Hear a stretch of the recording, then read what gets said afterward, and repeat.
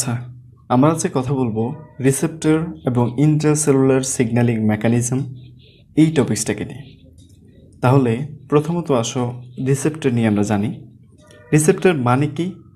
Receptor হচ্ছে একটা macro molecule, যেই ম্যাক্রো মলিকিউলটাতে কোনো একটা সাবস্টেন্স এসে বাইন্ড করতে পারে এবং কোনো একটা সাবস্টেন্স এসে যখন ওই ম্যাক্রো মলিকিউল বা আমাদের রিসেপ্টরের উপরে বাইন্ড করবে তখন সেই ম্যাক্রো মলিকিউল বা রিসেপ্টর এটা ট্রান্সফরমেশনাল চেঞ্জের ভেতরে যাবে এবং এই ট্রান্সফরমেশনাল চেঞ্জ হওয়ার মাধ্যমে আমাদের সেলের যেই কাজ সেই কাজটাতে কিছু চেঞ্জেস আসবে।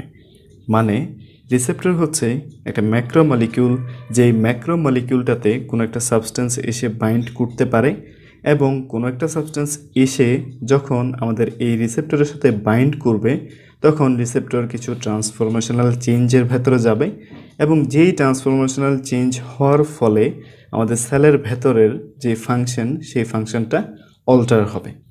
এখন আমরা বললাম যে রিসেপ্টরের সাথে কিছু জিনিস এসে লাগতে পারে। এখন যেই জিনিস এসে আমাদের এই রিসেপ্টরের সাথে লাগতে পারে সেই জিনিসগুলোকে বলা হয়ে থাকে লিগ্যান্ড। তার মানে আমাদের রিসেপ্টরের সাথে যেই জিনিস এসে বাইন্ড করলে পরে আমাদের রিসেপ্টরের ট্রান্সফরমেশনাল চেঞ্জ হয় সেটাকে বলা হয়ে থাকে লিগ্যান্ড।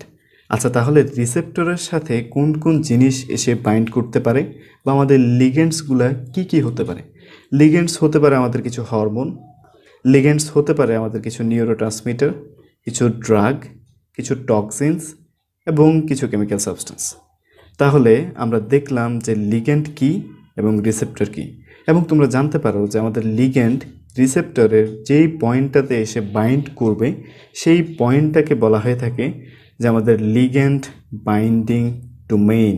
এই লিগ্যান্ড বাইন্ডিং ডোমেইনেই আমাদের লিগ্যান্ড বা আমাদের হরমোন, নিউরোট্রান্সমিটার, ড্রাগ, টক্সিন, বিভিন্ন কেমিক্যাল সাবস্টেন্স এসে বাইন্ড করবে এবং রিসেপ্টরের সাথে তারা যখন এসে বাইন্ড করবে তখন রিসেপ্টর কিছু ট্রান্সফরমেশনাল চেঞ্জের ভেতরে যাবে।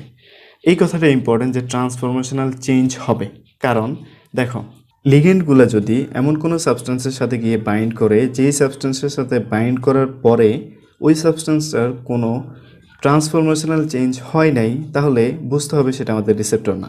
যেমন আমাদের প্লাজমা প্রোটিন, আমাদের প্লাজমা প্রোটিনের ভেতরে অনেক কিছু গিয়ে বাইন্ড করে, বাট আমাদের এই প্লাজমা প্রোটিন সেই জিনিসগুলা মানে হচ্ছে হরমোন, নিউরোট্রান্সমিটার এগুলো গিয়ে বাইন্ড করার ফলে কোনো ট্রান্সফরমেশনাল চেঞ্জের ভেতরে যায় না। তার মানে আমাদের সেই প্লাজমা প্রোটিনগুলা রিসেপ্টর নয়। রিসেপ্টর হওয়ার জন্য একটা শর্ত হচ্ছে লিগ্যান্ড গিয়ে যখন রিসেপ্টরের সাথে বাইন্ড করবে লাইগ্যান্ড বাইন্ডিং ডোমেইনে তখন আমাদের সেই রিসেপ্টর কিছু ট্রান্সফরমেশনাল চেঞ্জের ভেতরে যেতে হবে। এখন আসো লিগ্যান্ডসকে নিয়ে আমরা কথা বলি। দেখো লিগ্যান্ডসকে আমরা মোটা দাগে দুই ভাগে ভাগ করতে পারি।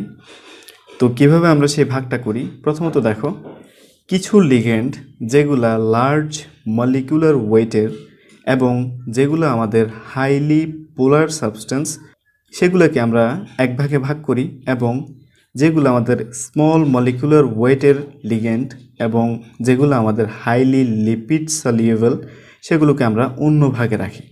তো দেখো এই ভাগটা আমরা কেন করলাম? দেখো আমাদের যেই লিগ্যান্ডগুলা লো মলিকুলার ওয়েটের এবং হাইলি পোলার সেই লিগ্যান্ডগুলোর ক্ষেত্রে কি হয়, দেখো যদি এটা আমাদের সেল হয় তাহলে তোমরা সবাই জেনে থাকবা আমাদের সেল মেমব্রেন, এই সেল মেমব্রেন হচ্ছে কি একটা লিপিড বাইলেয়ার। এখন দেখো আমাদের একটা লার্জ মলিকুলার ওয়েটের হাইলি পোলার মলিকিউল যখন এই সেল মেমব্রেনটাকে ক্রস করে সেলের ভেতরে আসতে চাইবে তখন সে কিন্তু সেলের ভেতরে প্রবেশ করতে পারবে না, কারণ তার মলিকুলার ওয়েটটা বেশি, সে একটু লার্জ মলিকিউল এবং সে হাইলি পোলার। যেহেতু আমাদের এই সেল মেমব্রেনটা হচ্ছে লিপিড বাইলেয়ার, মানে সে আমাদের লিপিড সলিউবল সাবস্টেন্সকে সেলের ভেতরে আসতে দিবে, সেহেতু আমাদের হাইলি পোলার কোনো সাবস্টেন্স এদিক দিয়ে আসতে পারবে না এবং লার্জ হওয়ার কারণে এই সাবস্টেন্সটা আসতে পারবে না। তো দেখো আমাদের এই যে লিগ্যান্ডগুলো থাকে এই লিগ্যান্ডগুলো তাহলে কিভাবে কাজ করবে? এই লিগ্যান্ডগুলোর জন্য আমাদের যে রিসেপ্টর সেই রিসেপ্টরটা আমাদের সেলের সারফেসে থাকে এবং সেলের সারফেসে থাকার ফলে আমাদের এই লিগ্যান্ডগুলোকে সেলের ভেতরে প্রবেশ করতে হয় না এবং সেলের সারফেসে এসে তারা রিসেপ্টরের সাথে বাইন্ড করার মাধ্যমেই কাজ করতে পারে। এবং দেখো অন্যদিকে আমরা রাখলাম স্মল মলিকুলার ওয়েট এবং হাইলি লিপিড সলিউবল সাবস্টেন্সগুলোকে বা হাইলি লিপিড সলিউবল লিগেন্ডগুলোকে। তো দেখো এই লিগেন্ডগুলোর ক্ষেত্রে কি হয়, ধরো এটা আমাদের সেল, দেখো আমাদের এই সেল মেমব্রেন একটু আগে তোমাদেরকে বললাম এটা হচ্ছে একটা লিপিড বাইলেয়ার। লিপিড বাইলেয়ার হওয়াতে এই সেল মেমব্রেন লিপিড সলিউবল সাবস্টেন্সকে আমাদের সেলের ভেতরে আসতে দেয়। যেহেতু আমাদের এই লিগ্যান্ডগুলা হাইলি লিপিড সলিউবল, সেহেতু আমাদের এই লিগ্যান্ডগুলা সেলের ভেতরে খুব ইজিলি প্রবেশ করতে পারবে এবং তারা ছোট হওয়াতে তাদের এখানে প্রবেশ করতে কোনো সমস্যাও হবে না। তাহলে এই যে লিগ্যান্ডগুলা স্মল মলিকুলার ওয়েটের হাইলি লিপিড সলিউবল, সেগুলোর জন্য যেই রিসেপ্টর, সেই রিসেপ্টর আমাদের সেলের ভেতরে থেকে থাকে, কারণ এই লিগ্যান্ডগুলা আমাদের সেলের ভেতরে প্রবেশ করতে পারে। তাহলে লিগ্যান্ডের ভেতরে আমরা দুই ধরনের পার্থক্য দেখলাম। এক ধরনের লিগ্যান্ড সেল মেমব্রেনে এসে রিসেপ্টরের সাথে বাইন্ড করে, অন্য ধরনের লিগ্যান্ড আমাদের সেল মেমব্রেনকে ক্রস করে ভেতরে আসতে পারে এবং ভেতরে গিয়ে তাদের রিসেপ্টরের সাথে মিলিত হয়। তাহলে আমাদের রিসেপ্টরও দু রকমের।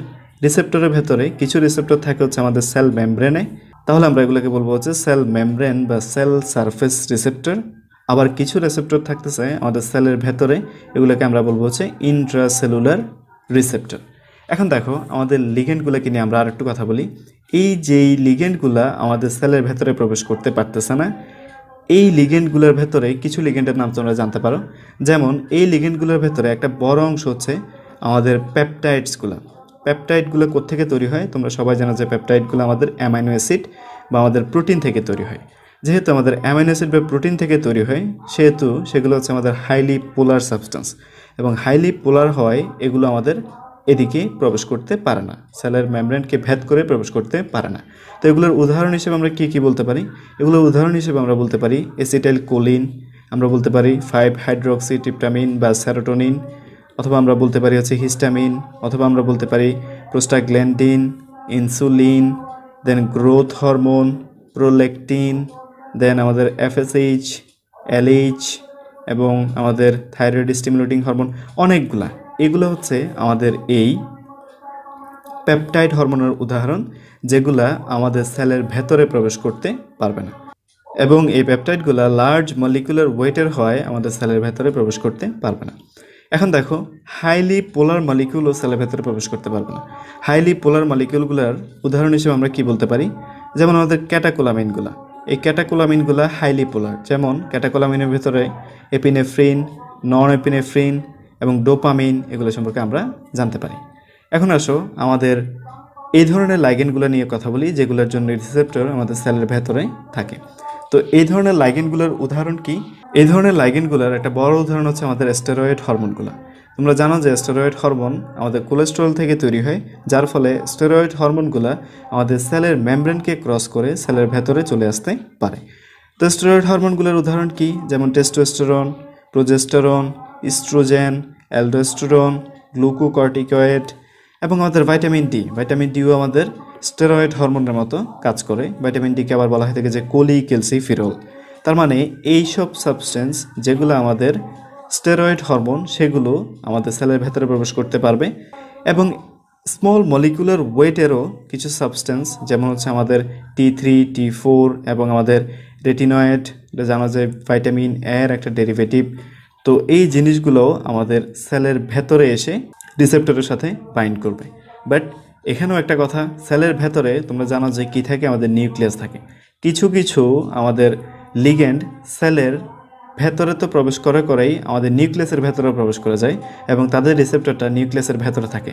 যেমন আমাদের T3, T4, রেটিনয়েড, এগুলোর রিসেপ্টরগুলো আমাদের সেলের নিউক্লিয়াসের ভেতরে থাকে এবং আমাদের এই স্টেরয়েড হরমোনগুলো মানে টেস্টোস্টেরন, প্রোজেস্টেরন, ইস্ট্রোজেন, অ্যালডোস্টেরন, দেন আমাদের গ্লুকোকর্টিকয়েড, ভাইটামিন ডি, এগুলোর জন্য রিসেপ্টর আমাদের সেলের সাইটোপ্লাজমে থাকে এবং T3, T4 এবং রেটিনয়েডের জন্য রিসেপ্টর আমাদের নিউক্লিয়াসের ভেতরে থাকে।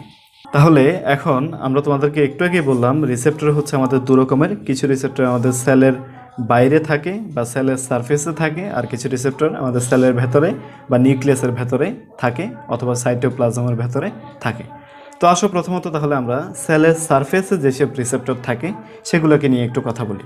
তাহলে আসো আমাদের এই সেলটাতে আমরা দেখার চেষ্টা করবো যে আমাদের সেলের সারফেসে মানে আমাদের সেল মেমব্রেনে কোন কোন রিসেপ্টর থাকে। প্রথমত এই রিসেপ্টরের দিকে তোমরা একটু লক্ষ্য করো। আমাদের এই রিসেপ্টরটা দেখতে অনেকটা এরকম।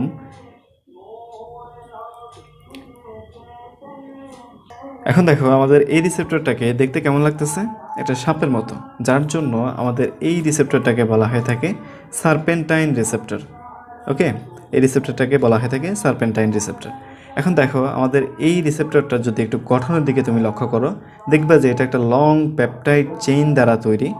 এবং দেখো আমাদের এই রিসেপ্টরটা সেল মেমব্রেনকে কয়বার ক্রস করতেছে, একবার, দুইবার, তিনবার, 4, 5, 6, 7, সেই 7বার আমাদের এই মেমব্রেনটাকে ক্রস করতেছে, যার ফলে আমাদের এই রিসেপ্টরটাকে আরও বলা হয়ে থাকে 7 পাস রিসেপ্টর। মানে এটা আমাদের সেল মেমব্রেনকে 7বার ক্রস করতেছে। এখন দেখো আমাদের এই রিসেপ্টরটার দুইটা ডোমেইন আমরা দেখতে পাচ্ছি। একটা ডোমেইন সেলের বাইরে, যেই ডোমেইনটাকে বলা হয়ে থাকে যে আমাদের এক্সট্রা সেলুলার ডোমেইন, যেখানে আমাদের লিগ্যান্ড এসে বাইন্ড করে, মানে এখানে আমাদের কোনো একটা লিগ্যান্ড এসে বাইন্ড করে, এবং যার ফলে এটাকে আরও একটা নামে ডাকা হয়ে থাকে, যে এটাকে বলা হয়ে থাকে আমাদের লিগ্যান্ড বাইন্ডিং ডোমেইন। এবং দেখো আমরা এখানে আরও একটা ডোমেইন দেখতে পাচ্ছি, যেটা আমাদের সেলের ভেতরে, এবং এটাকে বলা হয়ে থাকে যে ইন্ট্রাসেলুলার ডোমেইন। এবং এই ইন্ট্রাসেলুলার ডোমেইনে আমাদের কিছু প্রোটিন এসে বাইন্ড করে। যেহেতু আমাদের এই ইন্ট্রাসেলুলার ডোমেইনটা কোনো একটা প্রোটিনের সাথে বাইন্ড করবে অথবা কোনো একটা এনজাইমের সাথে বাইন্ড করবে, যার ফলে আমাদের এই ইন্ট্রাসেলুলার ডোমেইনটাকে আরও বলা হয়ে থাকে যে ইফেক্টর ডোমেইন। কারণ আমাদের এই বাইরের ডোমেইনটাতে মানে লিগ্যান্ড বাইন্ডিং ডোমেইনে যখন লিগ্যান্ড এসে বাইন্ড করবে, তখন সেই লিগ্যান্ডটা বাইন্ড করার ফলে আমাদের এই ডোমেইনটা কিছু একটা কাজ সম্পাদন করবে কোনো একটা প্রোটিনের উপরে, যে জন্য আমাদের এই ডোমেইনটাকে বলা হয়ে থাকে যে ইফেক্টর ডোমেইন। এবং আমাদের এই ধরনের সার্পেন্টাইন রিসেপ্টরে কোন কোন লিগ্যান্ড এসে বাইন্ড করতে পারে, লিগ্যান্ডগুলোর ভেতরে আমরা বলতে পারি আমাদের ক্যাটাকোলামিন্সগুলো, মানে হচ্ছে এপিনেফ্রিন, নন এপিনেফ্রিন, আমাদের ডোপামিন, এগুলো এসে বাইন্ড করবে। কিছু আমাদের এসিটাইল কোলিন এসে বাইন্ড করতে পারে, এবং আমাদের প্রোস্টাগ্ল্যান্ডিন, আমাদের হিস্টামিন, 5-হাইড্রোক্সিট্রিপটামিন বা সেরোটোনিন, অথবা আমাদের থাইরয়েড স্টিমুলেটিং হরমোন, এইসব জিনিস এসে আমাদের লিগ্যান্ড হিসেবে এই সার্পেন্টাইন রিসেপ্টরের সাথে বাইন্ড করতে পারে। আমাদের সেল সারফেসে আরও কিছু ধরনের ডোমেইন থাকে, যেমন একটা ডোমেইন দেখতে অনেকটা এরকম। সে কী করে, আমাদের বাইরে তার একটা ডোমেইন থাকে, যেই ডোমেইনটাতে সে আমাদের কোনো একটা লিগ্যান্ডের সাথে বাইন্ড করবে, এবং ভেতরে সে আমাদের একটা এনজাইমের সাথে বাইন্ড করে থাকে, যে জন্য আমাদের এই রিসেপ্টরটাকে বলা হয়ে থাকে যে এনজাইম লিঙ্কড রিসেপ্টর। এবং তোমরা দেখতেই পাচ্ছ এই রিসেপ্টরটা আমাদের সেল মেমব্রেনকে একবার ক্রস করে, যে সিঙ্গেল বার ক্রস করে, যার ফলে আমাদের এই ডোমেনটাকে বলা হয়ে থাকে বা এই রিসেপ্টরটাকে বলা হয়ে থাকে যে 1 পাস রিসেপ্টর। এবং সেল সারফেসে আরও এক ধরনের রিসেপ্টর থাকে, যেটা হচ্ছে অনেকটা আমাদের আয়ন চ্যানেলের মতো। তো কি হয় যে আমাদের এই আয়ন চ্যানেলের কিছু ডোমেইন থাকে, যেই ডোমেইনগুলোতে আমাদের কোনো একটা স্পেসিফিক লিগ্যান্ড এসে কাজ করলেই আমাদের এই আয়ন চ্যানেলটা ওপেন হয়, এবং আমাদের এই আয়ন চ্যানেল দিয়ে আমাদের ভেতরে বাইরে কিছু সাবস্টেন্স যাতায়াত করতে পারে। এখন দেখো আমাদের এই আয়ন চ্যানেলের গঠনটা যদি তোমরা একটু দেখো, আয়ন চ্যানেলের গঠনটা অনেকটা এরকম। আমাদের 5টা পেপটাইড একসাথে হয়ে আমাদের এই চ্যানেলটাকে বানিয়ে থাকে, বা আমাদের এই আয়ন চ্যানেলগুলোকে বানিয়ে থাকে। এবং এখানে যখন আমাদের কোনো একটা লিগ্যান্ড এসে কাজ করে, তখনই আমাদের এই আয়ন চ্যানেলগুলো অ্যাক্টিভেটেড হয়, এবং এই আয়ন চ্যানেলগুলোকে বলা হয়ে থাকে যে লিগ্যান্ড সেন্সিটিভ আয়ন চ্যানেল বা লিগ্যান্ড ডিপেন্ডেন্ট আয়ন চ্যানেল। একটু আগে তোমরা আমাদের সেল সারফেস রিসেপ্টরগুলো সম্পর্কে জেনেছ। এখন আমরা সেই সেল সারফেস রিসেপ্টর মানে যেই রিসেপ্টরগুলো আমাদের সেল মেমব্রেনে থেকে থাকে, সেই রিসেপ্টরগুলোর ভেতরে একটা রিসেপ্টরের গুটি কয়েক পাথওয়ে সম্পর্কে জানব। তো যেই পাথওয়েগুলো আমরা জানবো সেগুলোকে বলা হয়ে থাকে যে জি প্রোটিন পাথওয়ে। একটু পরেই বুঝে যাবা যে এটার নামটা কেন জি প্রোটিন পাথওয়ে বলা হচ্ছে। তো চলো তাহলে শুরু করা যাক। তোমরা এখানে যেটা দেখতে পাচ্ছ, এটা সম্পর্কে তোমরা এখনই অনেক কিছু জানো। যেমন এটাকে বলা হয়ে থাকে যে সার্পেন্টাইন রিসেপ্টর, এটা আমাদের একটা সেল সারফেস রিসেপ্টর এবং এটা আমাদের সেল মেমব্রেনকে 7 বার ক্রস করে বিধায় একে আরও বলা হয়ে থাকে 7